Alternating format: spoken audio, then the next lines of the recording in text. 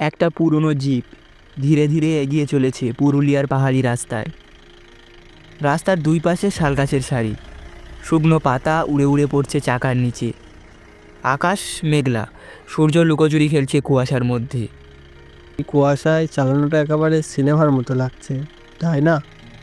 ভাই, এই জঙ্গলটা দেখ, কি সুন্দর! এই জঙ্গলে আমি দারুণ কিছু শট নিতে পারবো। প্রকৃতি যত সুন্দর তত রহস্যময়। এই জঙ্গলের ইতিহাস তুমি জানো তো? তুমি আবার ইতিহাস শুরু করলে? এসেছি ঘুরতে, গবেষণা করতে নয়।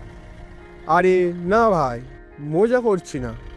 এই জঙ্গলেই নাকি এক জমিদারের ছেলে হঠাৎ নিখোঁজ হয়েছিল, আজও কেউ খুঁজে পায়নি। ওই ছেলেটার নাম ছিল চন্দ্রেশ। তিনজনের গাড়িটা এগিয়ে চলেছে। বনের গভীর থেকে শোনা যাচ্ছে হালকা শিসের মতো বাতাসের শব্দ, যেন দূর থেকে কেউ ফিস ফিস করছে।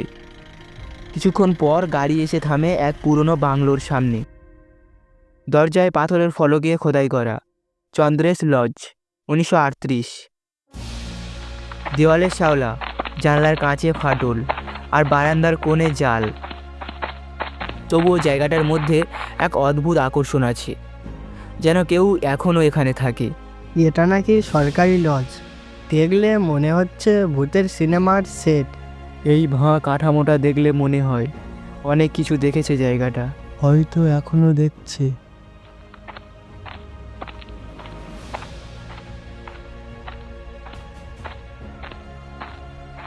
তিনজন ঘর ঘুরে দেখে, তারপর আগুন জ্বালে। চুল্লির আগুনে তাদের মুখ আলোকিত হয়ে উঠেছে। বাইরে হালকা হালকা বাতাসে জানলার কাঁচ কেঁপে ওঠে। তোমরা জানো, এই লজটাই ছিল জমিদারের ছেলের শিকারখানা। শুনেছি এক শীতের রাতে সে বেরিয়েছিল বনে, তারপর আর ফেরেনি। সব জায়গায় এসব গল্প থাকে, ভূতের গল্প ছাড়া বাংলো অসম্পূর্ণ যে। তবুও একটা কথা বলি, এই বনের শব্দগুলো খুব অদ্ভুত। বাতাসের শব্দে মনে হয় কেউ হাঁটছে। চুল্লির আগুন একটু নিভে নিভে আসে, দেয়ালের ছায়াগুলো যেন বড় হতে থাকে। অর্ণবের চোখ থেমে যায় জানলার দিকে। বাইরে কে যেন দাঁড়িয়ে আছে, স্থির, একদম স্থির। তোরা দেখেছিস জানালার পাশে কেউ? না রে, ওটা কুয়াশা। তোর ভাবনা একটু বেশি। কিন্তু জানলার কাঁচে একটা হালকা ছায়া রয়ে যায়। মাথা নিচু, মুখ দেখা যায় না, শুধুই উপস্থিতি। রাত আরও গভীর হলে বাইরে বাতাসের সঙ্গে ঝরছে শুকনো পাতা। তিনজন বিছানায়, কিন্তু ঘুম তাদের কাছে আসছে না। কেউ বাইরে হাঁটছে মনে হয়। শিয়াল হবে, তোরা ঘুমো ভাই। সঞ্জয় উঠে টর্চ ধরল, দরজা খুলে বারান্দায় গেল। কুয়াশার মধ্যে মাটিতে পায়ের ছাপ, মানুষের মতো, কিন্তু অদ্ভুত লম্বা। দূরে বনের ভিতরে কেউ যেন সরে গেল নিঃশব্দে। পরের দিন সকালে সূর্যের আলো জানলায় পড়ে, কিন্তু ঘরের ভিতরের হিমেল ছায়া এখনো রয়ে গেছে। অর্ণব নোটবুকটা খোলে, কিছু লিখতে গিয়েই সে থমকে গেল। পাতায় আগে থেকেই কিছু লেখা আছে, আমি এখনো আছি। কে লিখলো এটা? আমি তো লিখিনি। তুই ঘুমের ঘরে লিখে ফেলেছিস হয়তো। না, এটা আমার লেখা নয়। তিনজনের মধ্যে এক অদ্ভুত নীরবতা নেমে এলো। বিকেলে তারা বেরোলো বনের দিকে।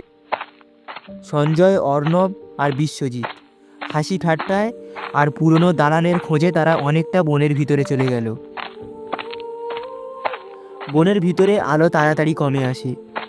একটু দূরেই দেখা গেল একটা পাথরের বেড়া, আর তার ভিতরে একটা পুরনো সমাধি। বনের মধ্যে আলো ক্রমেই নিভে যাচ্ছে। চন্দ্রেশের সমাধির সামনে দাঁড়িয়ে তিনজন মানুষ একে অপরের দিকে তাকিয়ে আছে। তাদের চোখে ভয়, কৌতূহল আর কিছু অজানা টান। বাতাস ঠান্ডা হয়ে উঠেছে, শুকনো পাতার গন্ধে একটা পুরনো দুঃখ মিশে আছে। এই দেখ, এখানে নামটা বোঝা যাচ্ছে, চন্দ্রেশ মুখার্জি, 1939। ওই নামটাই তো লজের দেয়ালে লেখা ছিল। তাহলে জমিদারের ছেলে, মানে ওখানেই সে। তারা আবার লজের দিকে হাঁটতে শুরু করে। আকাশে চাঁদ উঠেছে, কুয়াশার আস্তর পড়েছে মাটির উপরে। দূর থেকে নেকড়ের মতো একটা শব্দ আসে, কিন্তু বাতাসের সঙ্গে সঙ্গে কেউ যেন পায়ের ছাপ ফেলে চলেছে তাদের পাশে। তিনজন, কিন্তু ছাপ চারটে। লজে ফিরে তারা চা বানালো। ঘরে আগুন জ্বলছে, তবুও ঠান্ডা যেন শরীরের ভিতরে ঢুকে যাচ্ছে। অর্ণব তার নোটবুক খুলে দেখে রাতে লেখা সেই "আমি এখনো আছি" কথাটার নিচে আরও কিছু শব্দ। কেন তোরা আবার এখানে আগুন জ্বেলেছিস? বিশ্বজিৎ, দেখ এটাকে লিখেছে। তুই আবার শুরু করলি? তুই না ঘুমের ঘরে লিখেছিস এসব? আমি না বলছি, আমি লিখিনি। দাঁড়া, কালি শুকনো না, একদম নতুন লেখা মনে হচ্ছে এটা। তিনজনের চোখ বড় বড়, লণ্ঠনের আলো দুলছে, আর জানলার কাঁচে দেখা যাচ্ছে একটা মূর্তির ছায়া, মাথা নিচু।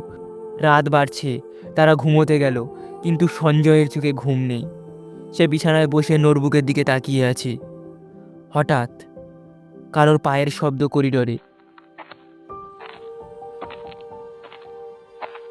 দরজার ফাঁক দিয়ে দেখা যায় এক ছায়া ধীরে ধীরে হাঁটছে বারান্দার বাইরে।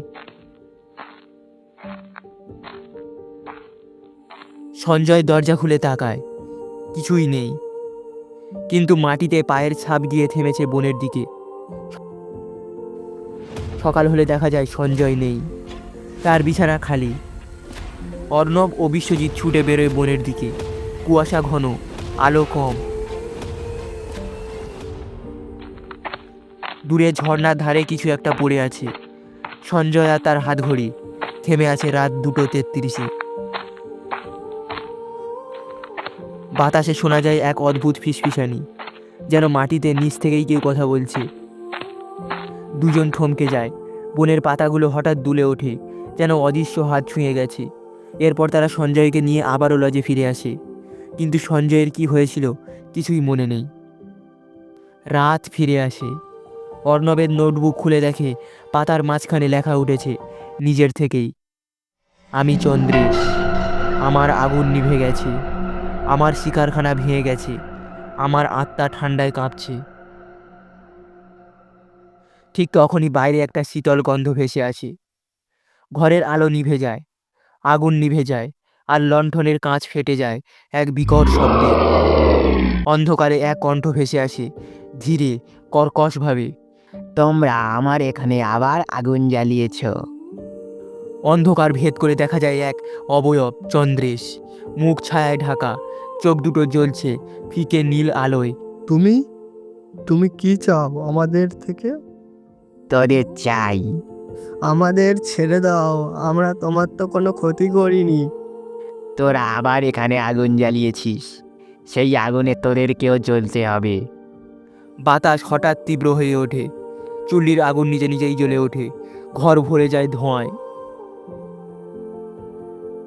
আর তার ভিতরেই হারিয়ে যায় চন্দ্রেশের ছায়া, শুধু রেখে যায় নোটবুকের শেষ লেখা, "যে আমার আগুন জ্বালায় সে আমার মতো হয়ে যায়।"